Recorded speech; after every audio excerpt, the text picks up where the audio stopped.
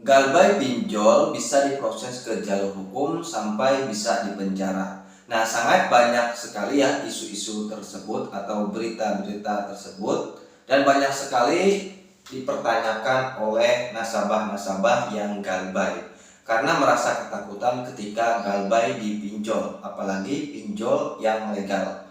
Nah, perlu teman-teman ketahui, misalkan teman-teman galbay dipinjol, ya, itu tidak ada pidananya teman-teman, karena hutang piutang itu tidak ada pidananya.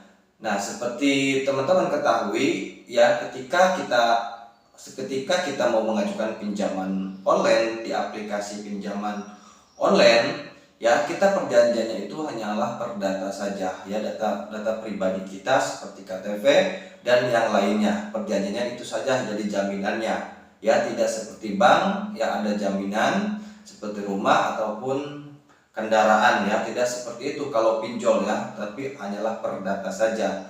Dan tentunya teman-teman itu juga belum pernah mendengar yang punya hutang itu di penjara. Nah, jadi mulai dari sekarang teman-teman yang ketakutan mendengar isu tersebut, itu adalah isu yang tidak benar teman-teman ya. Tidak ada yang namanya galbay pinjol itu masuk penjara. Jadi intinya seperti ini teman-teman. Kalau misalkan kalian galbay pinjol ya, galbay pinjol legal, nah itu hanyalah sanksinya per data saja ya. Misalkan kalian galbay lebih dari 3 bulan, maka data kalian akan masuk slik OJK, maka data kalian itu akan di blacklist, akan dicoreng ya, dan data kalian itu nanti tidak bisa digunakan lagi untuk mengajukan pinjaman, baik itu di aplikasi pinjaman online ataupun bank. Nah, jadi sanksinya seperti itu saja. Dan yang kedua, sanksinya itu kalian akan dikenakan bunga keterlambatan. Jadi tidak ada yang namanya punya hutang dipinjol itu masuk penjara. Ya, jadi intinya tidak ada yang namanya pinjol itu bila mana nasabah gagal bayar dimasukkan ke penjara seperti itu teman-teman. Jadi hanyalah sanksinya hanyalah per data saja. Ya, bila mana teman-teman merasa takut dengan adanya isu tersebut, yang mulai dari sekarang itu isu yang tidak benar. Jadi nggak usah panik, nggak usah takut. Intinya misalkan kalian galbay dipinjol, itu intinya kalian harus kuatkan mental saja. Kenapa harus kuatkan mental? Karena bila mana kalian galbay pinjol, maka akan ditagih terus-menerus oleh pihak pinjol tersebut ya.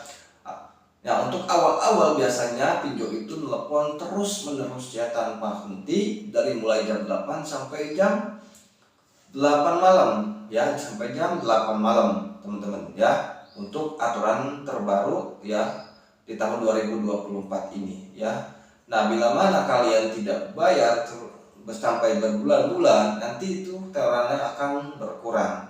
Nah, nanti biasanya setelah 3 bulan, maka ini data kalian itu diiniin ke pihak ketiga ya, nanti akan ada DC yang datang ke rumah kalian. Nah, jadi DC itu nanti DC pinjol itu akan datang ke rumah kalian untuk menagih secara langsung ya, tidak melalui telepon atau melalui WhatsApp atau melalui email. Jadi nanti akan datang ke rumah kalian secara langsung. Itu juga tergantung dari ini ya teman-teman, nominal pinjamannya, kemudian daerahnya. Jadi tidak semua pinjol itu bisa datang ke rumah kalian. Jadi ada beberapa faktor ya jika DC pinjol itu ke rumah kalian. Yang pertama, hutangnya besar, kemudian daerahnya itu banyak yang galbay, otomatis bisa saja data tersebut akan datang ke rumah kalian bila mana kalian galbay dipinjol. Jadi seperti itu ya.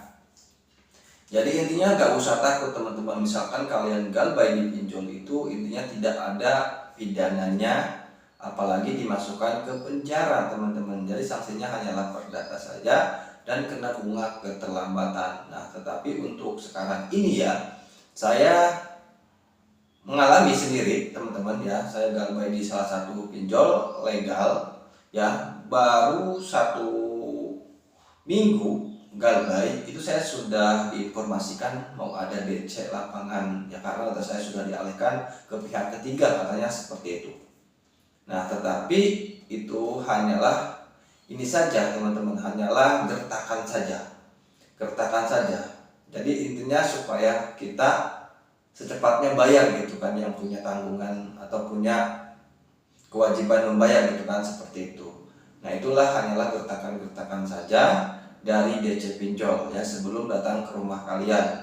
Nah tetapi misalkan kalau didatangi oleh DC pinjol ke rumah, sebenarnya sih kalian nggak usah takut.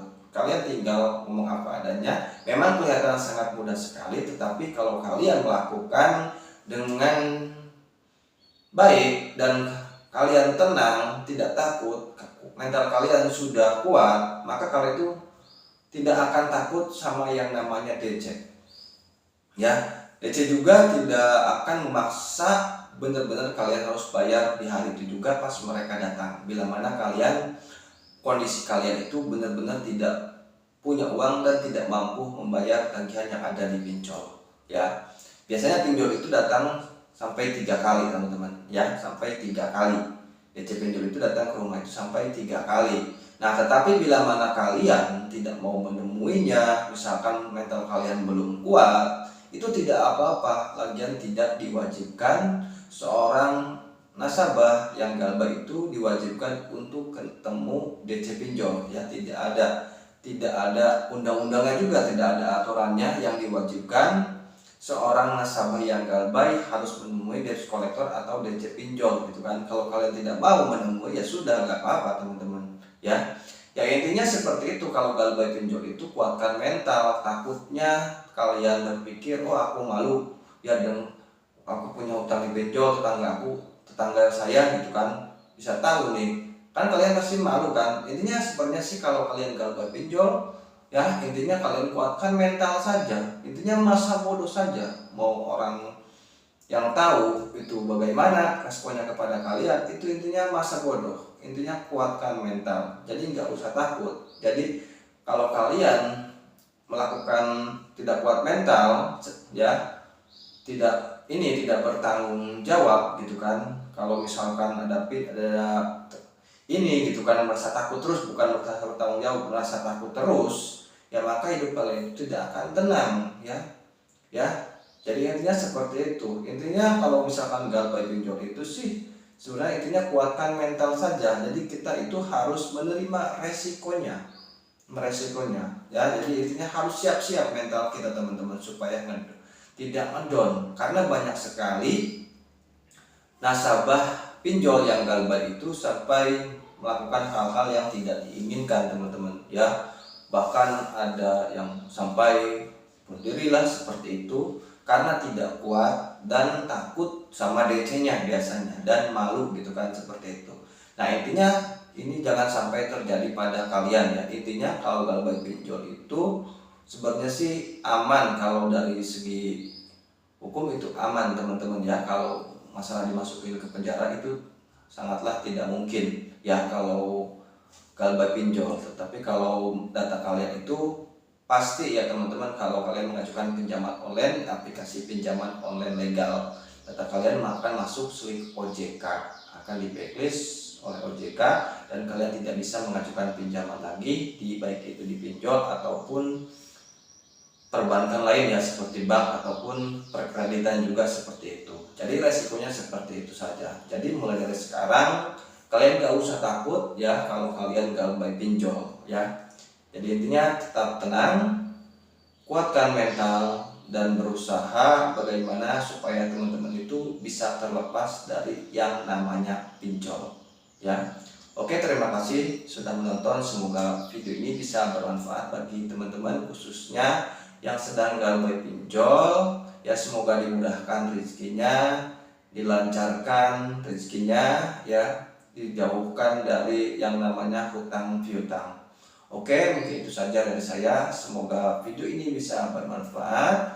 Dan jangan lupa bagi teman-teman yang baru mampir ke channel ini, jangan lupa klik subscribe dan bagikan video ini ke media sosial yang teman-teman miliki, supaya bisa membantu ya membantu menenangkan hati teman-teman kita yang galbay ya. Oke, terima kasih. Wassalamualaikum warahmatullahi wabarakatuh.